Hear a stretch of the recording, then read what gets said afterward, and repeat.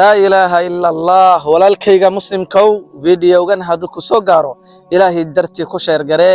حالت كستبا حالت أيا كدران halkan iga dambeysay u jeedaan waxa ku xiran wiil dhalinyaro ah muddo 10 sano ah oo halkaas ku xiran yahay waalidiintiisana waa waalidiin danyar ah oo aad iskaga tabaalaysan waxayna iga codsadeen inaan bulshada muxsiniinta aan dibkooda la wadaago insha Allah si aad run ahaantii xaaladda halkan ka jirta aad ila aragtaan isoo raaca insha Allah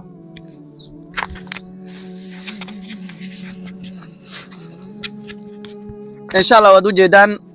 wiilka wakaasi halkaas muddada 10 sano ah geedkaas ku xiran yahay xaaladda adag buu ku jiraa silsiladihii waad aragtaa gacantii way kala goysay lugtii sidoo kale way kala goysay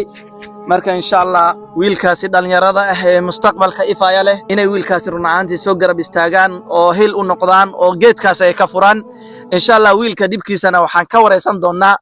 hooyo agteeda fadhiisan ka wareysan doonaa insha Allah soo dhaw hooyo waan dhow yahay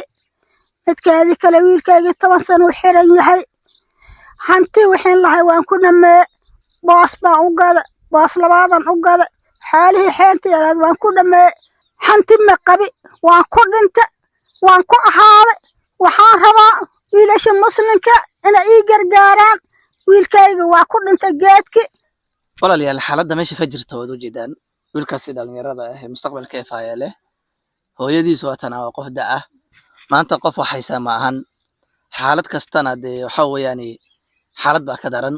hooyadaas insha Allah aan u soo heelino on wiilkaas maanta xariga uga furno on u geeyno xarumaha lagu la tacaalo dhimirka insha Allah waxaan kala soo xiriiri kartaa balas 25 hal furaha way ma noo yeeri kartaa lambarka walaalayaal insha Allah hooyo oo qof daa oo ma aha qof maanta lambarkeeda xataa kor ka yeerin karto lambarka hooyo aad kala soo xiriiri kartaan waa balas 25 hal furaha waa 9 43 55 hooyo magaca ku qoran Khadija Shanweynahay waraab Khadija Shanweynahay waraab ayaa ku qoran qof kasto waxaad awood ku caawi hadda waxba awoodina waxaad awood buuxda u leedahay walaal macaan inaad muuqaalka u share gareyso od meel leer u gaarsiiso amaana Allah